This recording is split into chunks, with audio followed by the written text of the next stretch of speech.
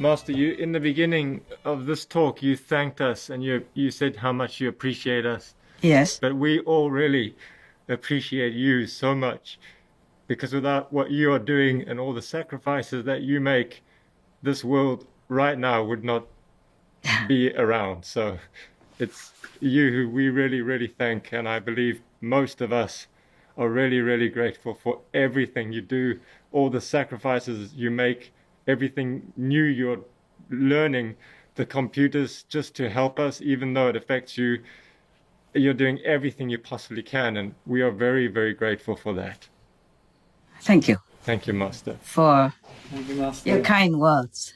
Thank you that you really understand. That's what we live for. What else would we do? See, just like what else would you do? Knowing that this is the best way to serve and to help others. Otherwise, what for we are born, and what for we live, and what for we die, if we do nothing good, right? Yes. I don't consider it a sacrifice, even though that's the word we use in human language. I just feel sad many a time because I cannot do much more due to the physical limits of the body and the mind and the social situation. But we do what we can. It's not about success or failure, or it's about that we try our best. That is what counts. We all know that whatever job we do, it demands some effort, whatever job we do, especially this job. I really appreciate you very much. That's why I rushed this conference, even though it's only 5 or 6 days ago I talked to you.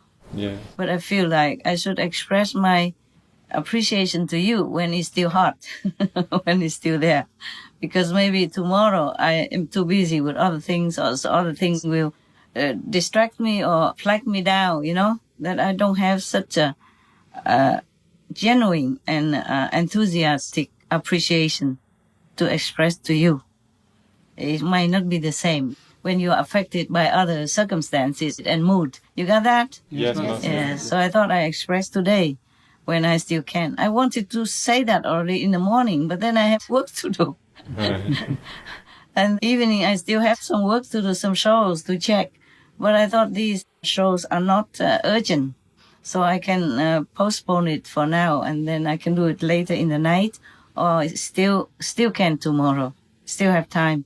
That's why I request you guys to send me shows, not like for immediate airing, because sometimes we don't have enough time to react if we correct, or if we want to redo or change the host for some reason. Yes. Yeah, because they're not up to our standard, or any other thing can happen. Or maybe I had to move immediately, then I cannot take care of that show. Yes. Because I'm all alone. It's not like somebody else can take my job. So the earlier we have, the better for all of us, because the translators still have to do it. And I told you already before, so I don't want to talk again about that. Because one job affects every other job. Yes. We are a team. We work together. One does translation, one does subtitles, one does the graphics, one does the touch-up, one does the audio, one does the video, one does the selection of the shows, one does the editing of the shows, editing of the voice, editing the script, and I do the final. For example, we all work together. We hang on together, so if one person delays, many other things can be delayed as well. Yes, ma'am. And we are not doing a teleconference like this. We can do it later or earlier. The television show has to go on time. I thank you, all of you, even if you make mistakes in the show in different ways. The writing's not good enough, or not. Somebody else has to write, even though I correct. But I appreciate the writers very much too. I cannot write all these shows by myself. Not to talk about all the tech and all the internet connection and all together. I cannot do much. So I really appreciate you very much, and I think you're very, very special. You must have been God sent, yes, to help the world in this time of critical moments. I really thank you, and may God bless you so much, so much, so much as possible. Thank you, Master. Materially, you don't really need much. Whatever you want to order and you have it, right? Yes, Master. Yes, you don't really need anything here. You don't need money to spend even. So that is that. Did I answer your question, your last question? Yes, Master. Oh, no, it's not a question. It's an appreciation. Thank you for saying that. It's very nice of you. Very kind of you. Very kind. I appreciate that. Very good to always hear somebody who appreciates you. Yes, ma'am. No matter who you are. That's why I said to Taiwanese disciples sometimes also, it's not about politics, but I say you have to support your good government. When there is a good government, a good leader, we have to support expressively in words or in actions also. Not wait until some bad government comes and then complain. It's too late. So I often, before, not often, but now and then I praise the Taiwanese government for giving the citizens so much freedom and democracy compared to some other countries. I really appreciate Taiwanese government so much. No matter who came up to be the president, they have a similar policy of democracy. So in the country, even though small but strong, people are happy. Most people are satisfied, have enough basics to live on. And the poor people, the government takes care also. If you don't have enough money and fix the standard, like poverty, the government gives them money. We also give some, whom we know, some supporting some financially or buying things for them. Taiwan is really a good democratic country, and I pray God to continue blessing the country and the government, whoever comes. Of course, in politics, they compete with each other to come up, and it depends on the people to vote for whom to come up. But most of the presidents up to now, they're all good. They leave the citizens in freedom. It's very good. So in the country, even small, but you have everything you need. And also, you have so many religions in the country. None of the religions are oppressed or harassed or forbidden, nothing. Of course, if you do things that harm people or kill people, then the government takes care as a criminal case. But otherwise, religions are the free market. The government doesn't do anything. Sometimes some of the initiates, your brothers and sisters, come from other countries.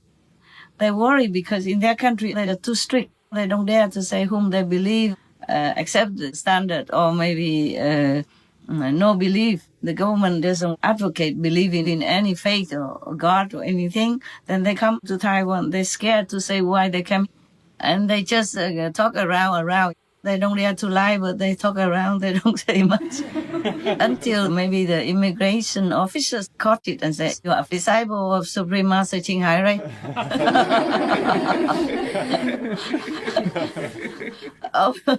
or maybe caught the ID card, the initiation card. Yeah. And then, okay, the tail leaked out. The tail came out, the head covered, but the tail comes out, wagging. So the disciples, yes. Then the officer said, why didn't you say it? Huh? Why did you have to hide, to cover it up? She said, we're scared, we don't know, because maybe here she is not a main official religion. Maybe you think she is not a good religion, like cult. Yeah, maybe in your country, master is like a cult or something. Therefore, we don't dare to say it, but we believe her. We're coming now to see her. Finally. They say, no, in our country here, no code, nothing. Everybody is free to believe what they want, as long as it's no harm. You see? Don't do any harm. And they say, Master CHINGHAI teaches all good things, all the good precepts to make people good and be moral and virtuous persons. So it's also peaceful for our country. Next time you don't, you just say straight, you go to see Master CHINGHAI, we let you go fast quickly. The way you did, we keep you so long because you are talking reluctantly and here and there, like hiding something. That's why we keep asking you. If you just say you are a disciple of Supreme Master CHINGHAI, you pass like zoom, zoom. Some disciples told me this story is very funny. So I know more about the government of the country, and I really, really appreciate it. No matter who is the president, they're all good. They're all good. Because in the country, they have religious freedom, so at least they learn something from some religions, some faiths, like Yiquan Tao, Lao Jiao, and Confucius doctrine of Buddhism. So it affects the whole country. The atmosphere of belief, of virtue, of fearing God and respecting practitioners and saints of the past and present like that. In Taiwan, they respect very much the monks and nuns. Every year they have a big, big, big celebration to confer the title of Bhikkhu and Bhikkhuni, high monks and high nuns, to hundreds or thousands of people.